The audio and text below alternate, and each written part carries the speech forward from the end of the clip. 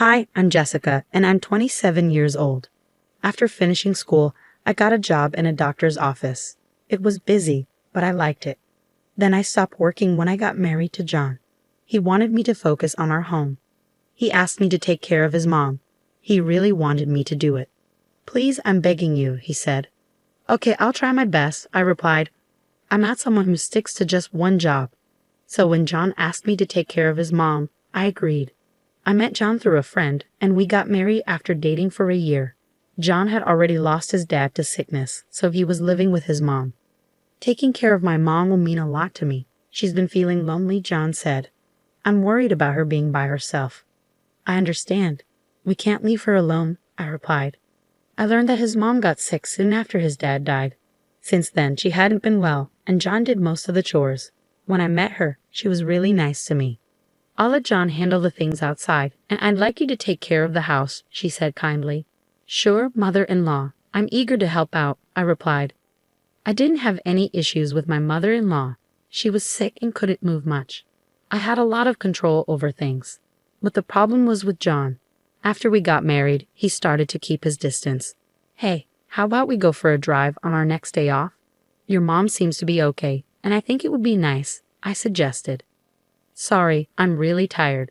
I just want to rest," he replied. "Oh, okay. I understand," I said. John started acting upset about how we were getting along. At first, I thought it was because he was busy with work, so I didn't worry too much. But as time passed, he avoided me even more. Even our intimate moments together were affected.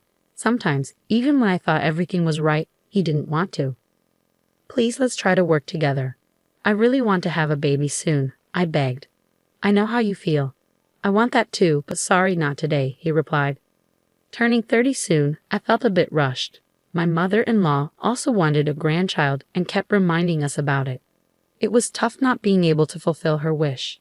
Then, sadly, my mother-in-law passed away before we could have a grandchild. After that, John became even colder toward me. "Hi, welcome home. I made your favorite cream stew for dinner," I said. "John? Hey, John, are you listening? Oh, do you want to take your bath first? Okay, I'll wait for you," I said, trying to talk to him. John had become really quiet at home. No matter how much I tried to talk to him, he just ignored me. I thought maybe he was still sad about losing his mom. I figured he'd get better with time. So I decided to support him as best as I could, being his wife. But no matter how much time passed, he still didn't seem interested in me. "John, how are you feeling lately? Are you sleeping okay? I want to talk about something important about having a baby. I'm thinking of getting a test to check our fertility. What do you think?" I asked, trying to start a conversation. "Hey, John," I tried again. I tried to talk about his health, his feelings, our plans for a baby, and our future. But every time, it seemed like he wasn't interested. "John, please say something. Have I done something to upset you? If there's anything bothering you, or if you want me to change something, please tell me," I begged. Despite my heartfelt plea, John didn't listen. He kept ignoring me for a whole month. My husband's cold behavior was baffling. Feeling desperate, I turned to my old friend Claire for advice. Claire works at a cosmetics company. She's great at her job and has lots of friends. Whenever I have problems with studies, love, or anything personal, I always ask Claire for advice, I explained. Whenever I shared my troubles with her, Claire listened carefully. This isn't normal. A couple in their 3rd year of marriage, living together, and the husband ignoring the wife. "That's not right. You haven't done anything wrong, have you, Jessica?" she asked. "No, I haven't. That's why I don't understand why he's acting this way," I replied, feeling really upset. Claire promised to help me figure it out. Little did I know, Claire had picked up on something. "It's his fault. If you haven't done anything wrong, Jessica, he must be hiding something. Let's find out. Eavesdropping, surveillance, following him. We'll use all the methods we can," she suggested. "Is it really okay to do that?" I asked nervously. "Absolutely. It's worse to ignore your spouse and keep secrets in a marriage," she assured me. Following Claire's advice, I secretly installed small eavesdropping devices and cameras in our home. I felt guilty, but I was determined to uncover his secret. But despite all this, John continued to ignore me. "John, hey, are you listening?" I tried to talk to him, but it didn't work. A few days later, my phone rang. It was John calling. "Hello," I answered. Where have you been? What's going on, leaving the house for a week? He demanded. Why don't you ask yourself why I did this? What are you talking about? Be clear, I don't get it, I replied, feeling angry that he dared to question me after ignoring me for so long. Prompted by Claire to investigate John, I uncovered a shocking truth. Filled with rage at what I had discovered, I left our home and stayed at Claire's house. It was on the 7th day of staying there that I finally received a call from John. If you have something to tell me, then say it to my face, he suggested. Fine, but promise you won't ignore me, I replied firmly, ready to confront him. The anger I felt when I found out the truth still burned inside me. His betrayal weighed heavily on me. John needed to face the consequences of his actions. I arranged a meeting and quickly ended the call before he could respond. Later, I invited John to a local cafe. He must have taken time off work because he arrived in a business suit. I didn't waste any time and laid out the evidence I had gathered on the table. What's this? Jessica, stop it. Don't show me these things, he protested. If you don't like it, why don't you pick them up yourself? It doesn't matter, right? I can print out as many as I want, I retorted. When were these photos taken? He asked, trying to change the subject. On the table were photos that incriminated John, pictures of him with his mistress, walking downtown with their arms around each other, entering a hotel together. The woman in all the photos was the same person. Her name was Mary, as I found out during my investigation. I also have audio recordings. Do you want to listen to them now? I asked. Audio recordings, he said, shocked. I tapped the screen on my smartphone, and instantly, a conversation between John and Mary began playing. Hey John, when is our housemate planning to leave? Mary asked. She'll be gone soon. She's getting fed up and might suggest a divorce. I wish she would just confront us, saying, stop ignoring me. That would be easier for me, John replied, his tone cold and calculated. That's quite a plan you've got there, Mary remarked. Well, that's just typical of you, John, she added. When I stopped the audio, John seemed frustrated, like he suspected we were listening in. I couldn't help but wonder what kind of expression John wore when facing his own wife. Caught red-handed cheating, he seemed like he was about to explode with anger at any moment. John, you needed someone to take care of your mother, right? That's why you married me. But now that your mother has passed away, I'm no longer needed. Your real intention was always Mary, wasn't it? But Mary had no interest in taking care of her mother-in-law. So you chose me, someone who was okay with caregiving.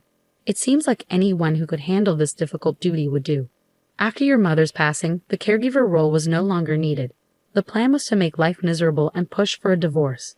That's such a petty, cruel, and unfair way to act. It's disrespecting the vows of marriage. The only good thing is that we don't have any children, I accused. What about children? You didn't you? You never wanted them because you knew it would lead to us splitting up, I added. John sighed heavily. Most of what you're saying is true. I married you with the intention of leaving you from the beginning. You're right, I'm terrible. What do you think my life is? Fine, but I have something else to discuss first, I replied cryptically. Someone else. You can't mean. Before John could finish, 2 women arrived, apologizing for keeping us waiting. What's going on, John? So you're the housemaid? One of the women asked, clearly shocked. I'm not a housemaid. I'm his wife, at least for now. Thank you, Claire, I said. You're welcome. Wait, what? I thought we were going shopping for new cosmetics to review, Claire said, surprising both John and his mistress. I'm sorry that was a lie. What I was actually doing was looking for my best friend's husband's mistress. That's you, Claire, and you brought Mary here to sit next to John, I explained. I showed Mary the same evidence, the photos of the affair, as before. Her reaction was like that of a child caught doing something wrong. She didn't seem to fully understand the seriousness of the situation. Well, her attitude doesn't change what I need to do. I'm going to demand compensation from both of you, I declare firmly. What? What are you talking about? Why should I have to pay compensation? I haven't done anything wrong. Have I caused you any trouble? Mary protested. Do you really not see it? I found out that Mary herself is married. Doesn't it bother her that her own husband is involved with another woman? Whether she didn't understand or didn't want to, convincing Mary was difficult. Eventually, she slumped onto the table, crying. I wonder if she's thinking about her husband, I pondered, considering telling her about the certified letter I planned to send soon, but decided against it. I'd have to explain what a certified letter was first. While I dealt with Mary, John stayed silent, looking solemn. John, sign these two documents. Here's the divorce agreement and the divorce petition. $30,000 for compensation. Is that too much? I asked. Hey, don't judge the extent of my emotional distress, okay? I replied sharply. At my words, John stayed quiet for the rest of the conversation. All that could be heard in the restaurant afterward was Mary's quiet sobs. Later, my divorce from John went through smoothly. I confirmed that the compensation and asset distribution were transferred to my bank account in one lump sum. With that money, I decided to move into a slightly nicer apartment, a fresh start in life. It was a little luxury to lift my spirits. It turned out that John had to sell his childhood home to pay the compensation. It's sad that after paying what he owed, he was left with almost no money. But it was unavoidable since the $30,000 he gave me wasn't the only thing he had to pay. It seems like John's total expenses will end up being well over $100,000, doesn't it? It looks that way. He's also facing damages claimed from his company, someone explained. Mary, the wife of an executive at one of John's company's important clients, I added.